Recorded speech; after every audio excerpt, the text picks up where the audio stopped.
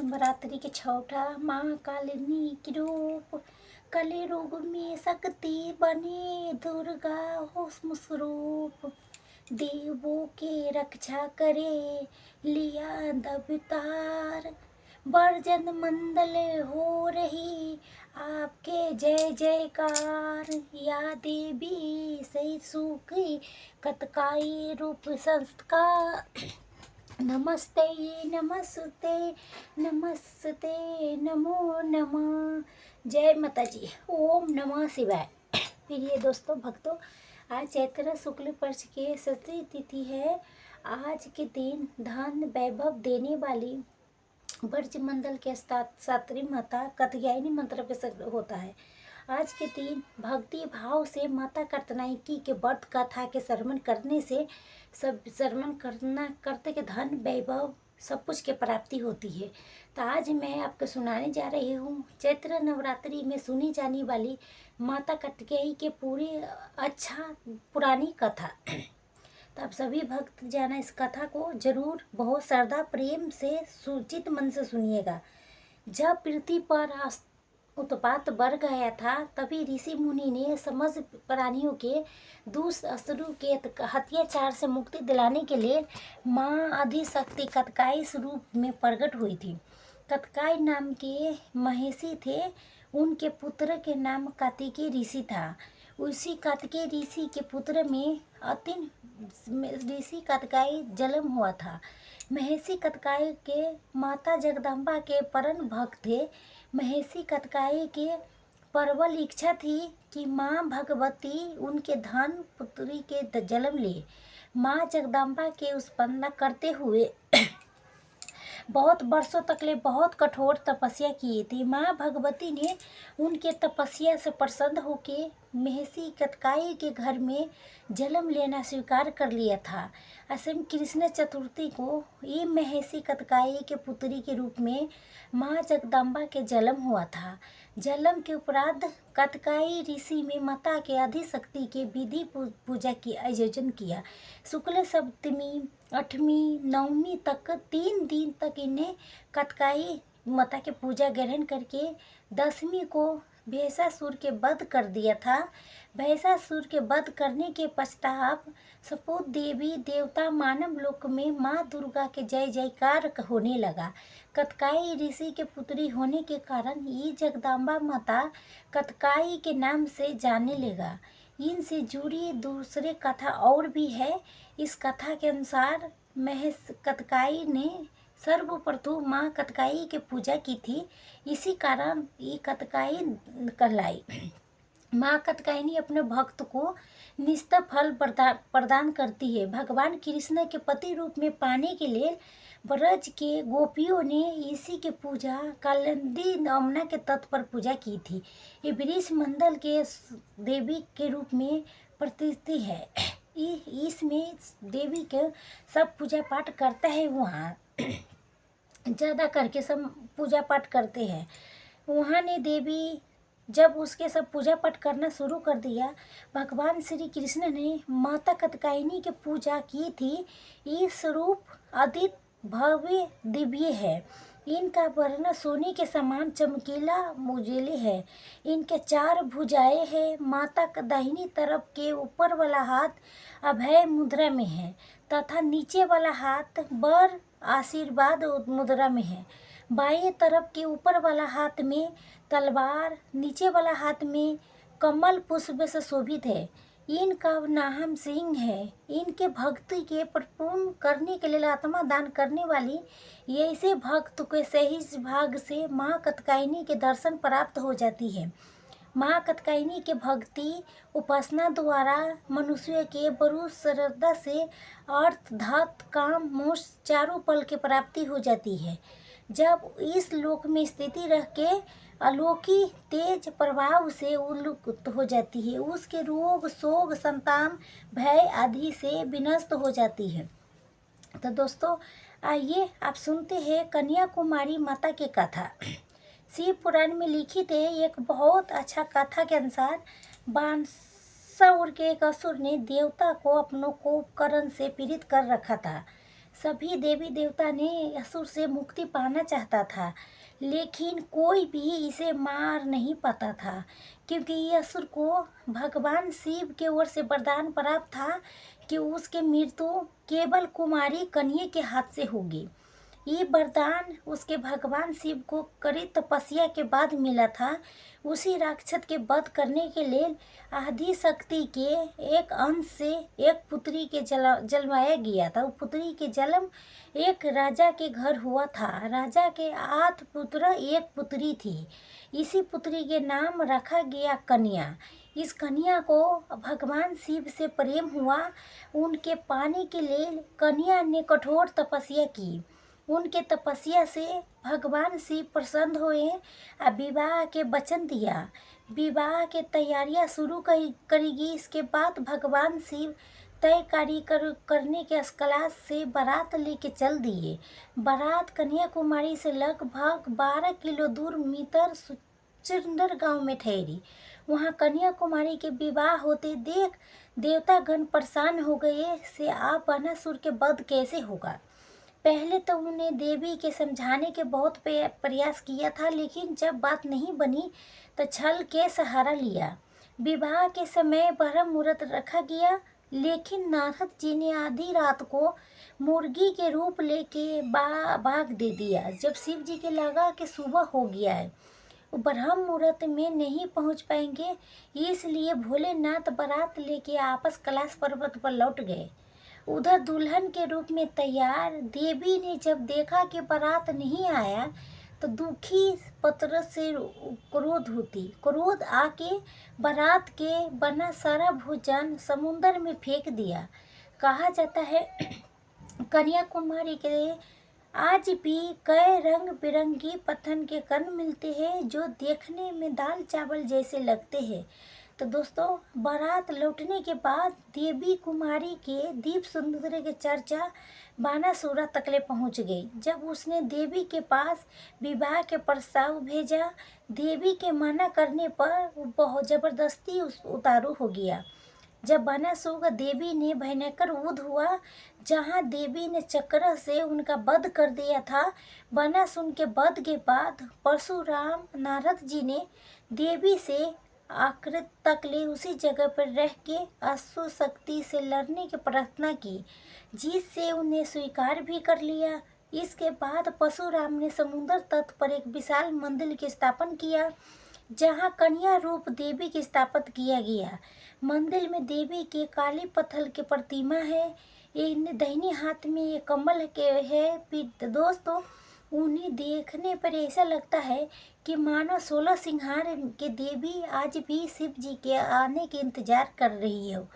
एक बार प्रेम से बोलो, जय माता कन्याकुमारी की जय हो। माता कतकाय ओम नमः शिवाय।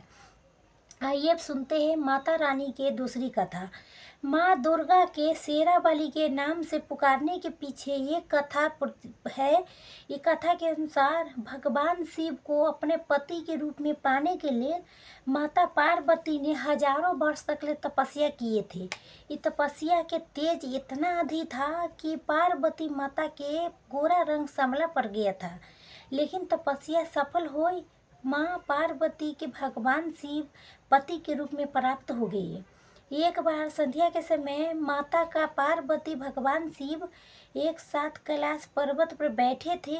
तभी हंसी हंसी में माता पार्वती के शिव जी ने काली कह के पुकारा, लेकिन वो पार्वती जी को बिल्कुल अच्छा नहीं लगा।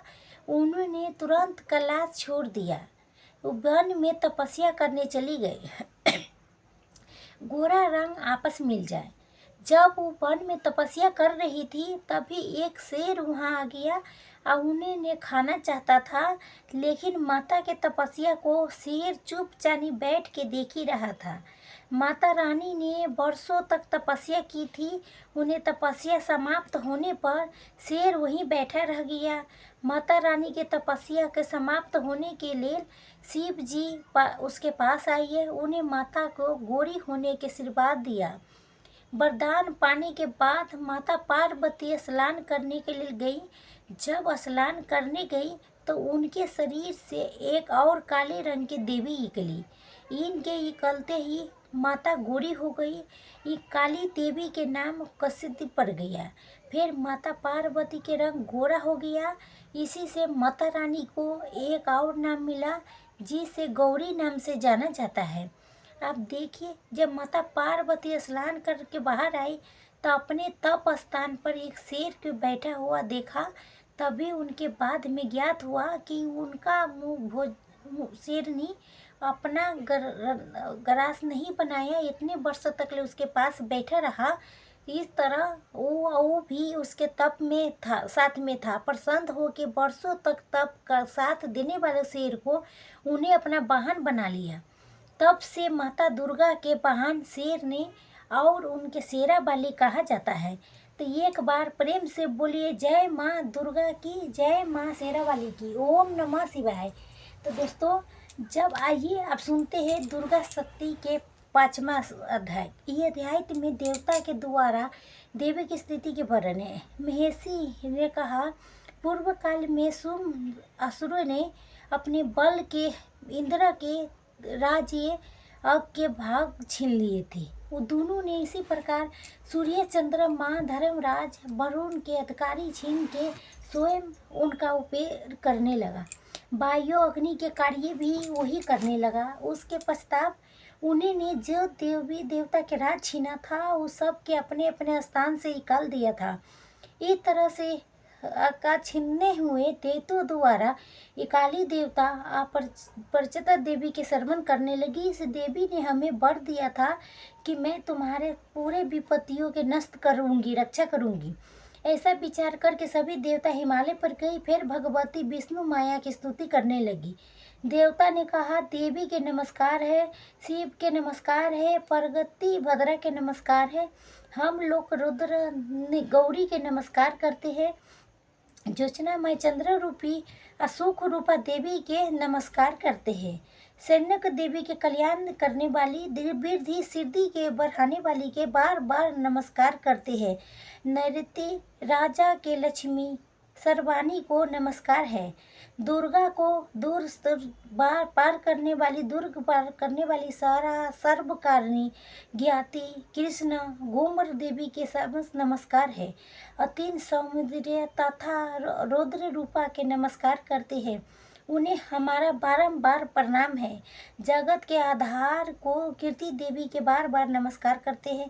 जिस देवी के प्राणी मंत्र विष्णु माया कहते हैं, उनको नमस्कार है, उनके नमस्कार है, नमस्कार है। जो देवी संपूर्ण चेतना कहलाती है, उसके नमस्कार है। जो देवी संपूर्ण प्राणियों में बुद्धि रूप से स्थित है, उनके नमस्कार है। जो देवी सब प्राणियों में निद्रा रूप से विराजमान है, उसके नमस्कार है।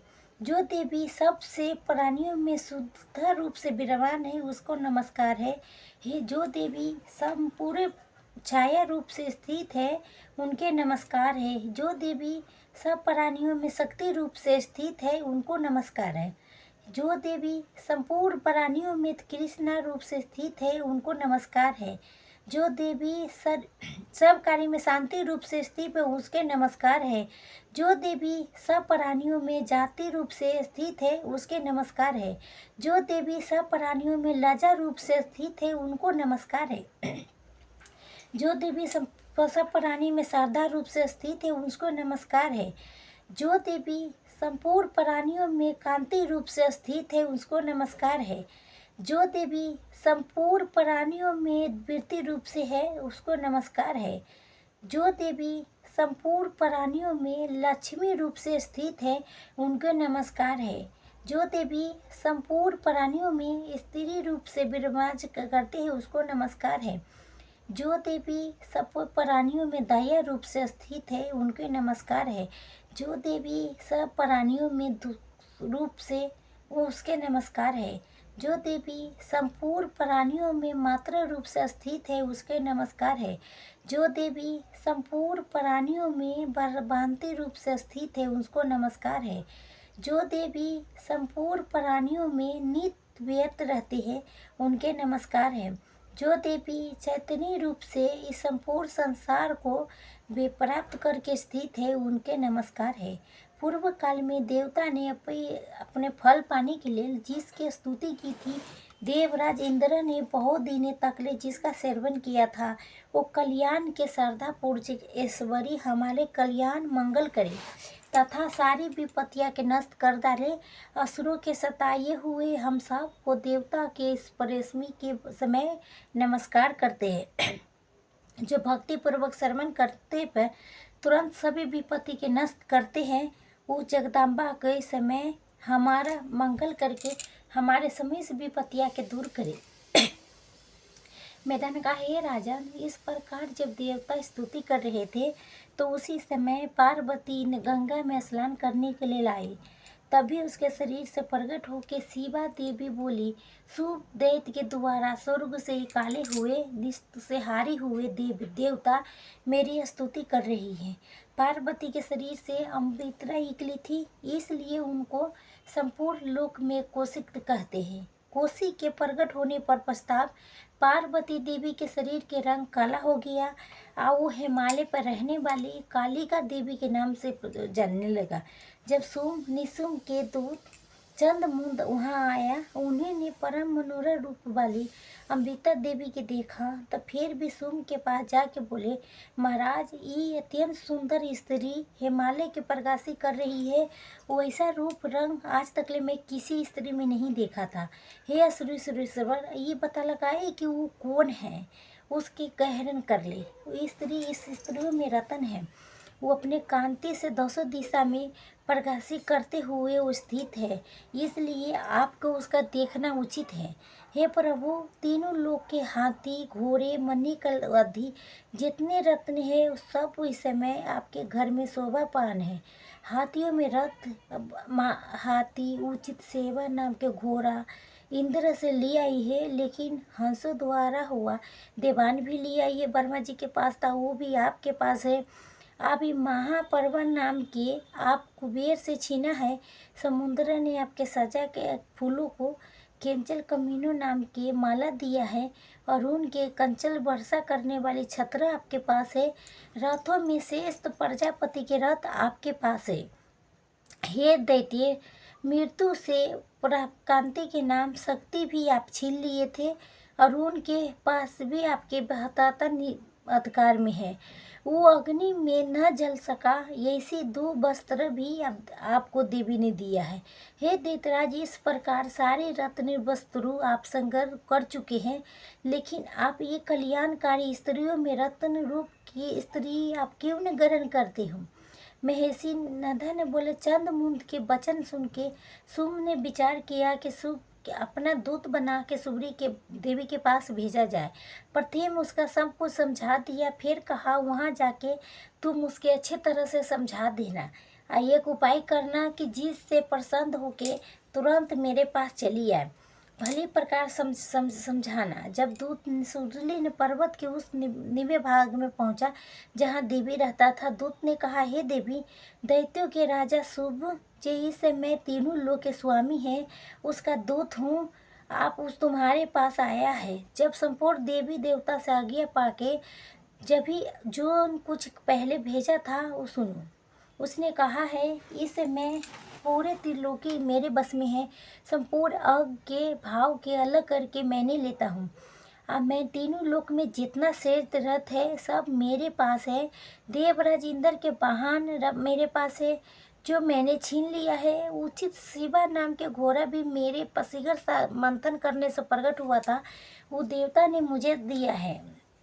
हे सुंदरी, इसका आदि कोई जो रत्न भूषण प्रदाप हुआ है देवता के पास थी, वो सब कुछ मेरे पास है। हे देवी, मैं तुम्हें संसार की स्त्रियों में रत्न मानती हूँ कि कई रत्नों के उपभोग करने वाला मैं ही हूँ। हे चंचल कटाओ वाली सुंदरी, अभी मैं तुझ पर छोड़ता हूँ कि तू मेरे भाई महाबल की सेवा में आ जाए। अगर तुम मेरे बच्चे की अतुल महान ईश्वर की प्राप्ति होगी, अतः तुम बुद्धि से विचार करके मेरे पास चली आओ।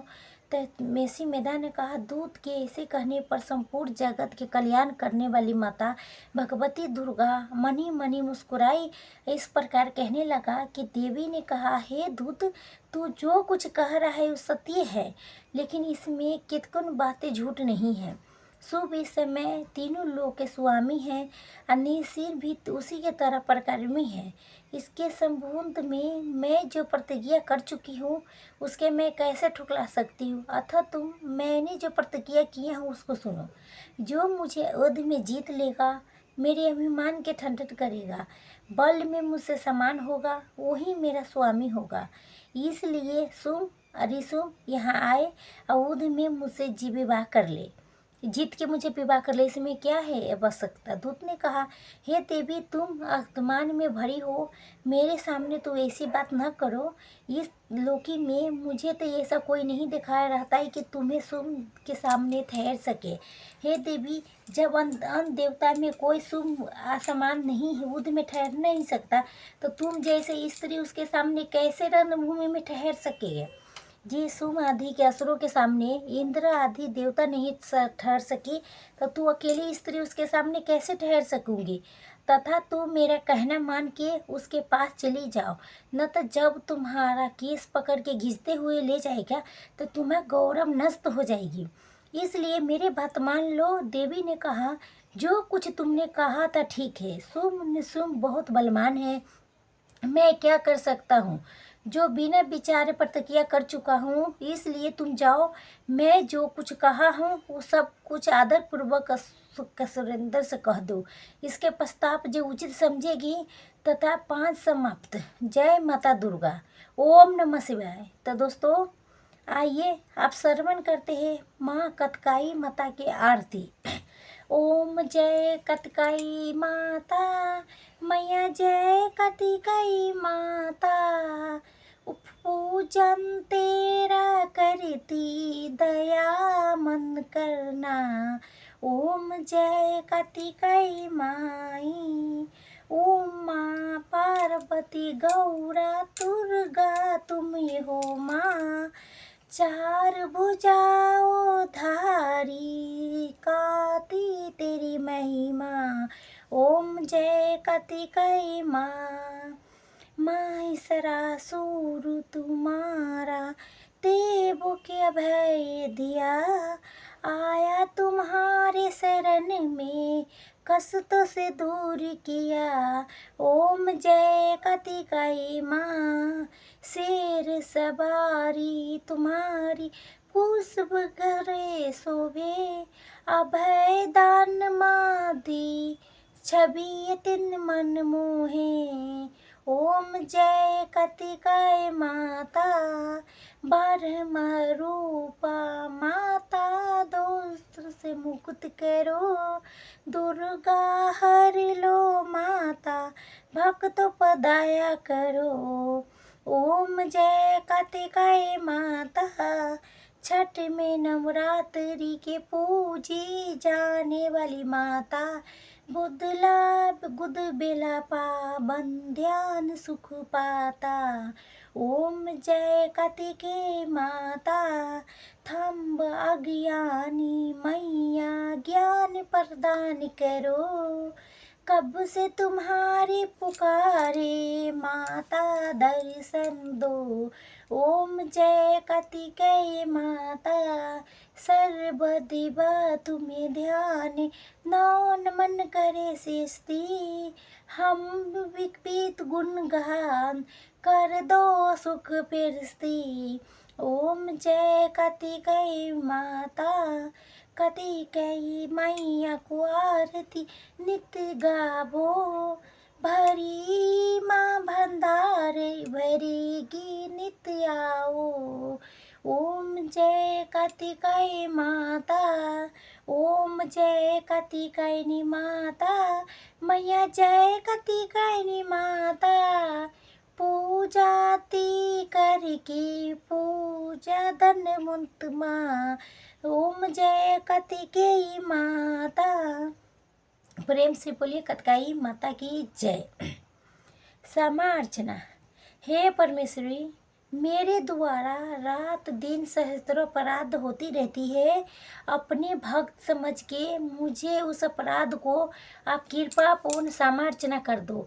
हे परमेश्वरी, मैं आह्वान करना नहीं जानती, विसर्जन करना नहीं जानती तथा पूजन करने के ढंग भी नहीं जानती, मुझे क्षमार्चना कर दो। हे देवी, हे सुरेश्वरी, मैंने जो मंत्र क्रिया है भक्ति के पूजन किया हूँ हिन, वो सब आपके कृपा से पूर्ण हो। सैकड़ों अपराध करके मैं जो आपके शरण में आती है, जय जगदम्बे कह के पुकारता है, तो उसके वो गति प्राप्त होती है जो ब्रह्म आदि देवता के लिए भी सुलभ नहीं है। हे जगदम्बे, मैं अपराधी हूँ किंतु आपके शरण में आई हूँ, इस मैं दया के पात्र हूँ। आप जैसा चाहो वैसा करो। देवी परमेश्वरी, अज्ञान से, भूल से, अति बुद्धि भ्रम होने के कारण मैंने जो कुछ कम अधिकार दिया हो, वो सब क्षमा अर्चना करो, प्रसन्न हो। हे सच्ची देवता स्वरूपा परमेश्वरी, हे जगत माता तमेश्वरी, आप प्रेम पूर्वक मेरे ये पूजा स्वीकार करो और मुझ पर प्रसन्न रहो। जय देवी सुरवशी, आप गोपनीय से गोपनीय वस्त्र के रक्षा करने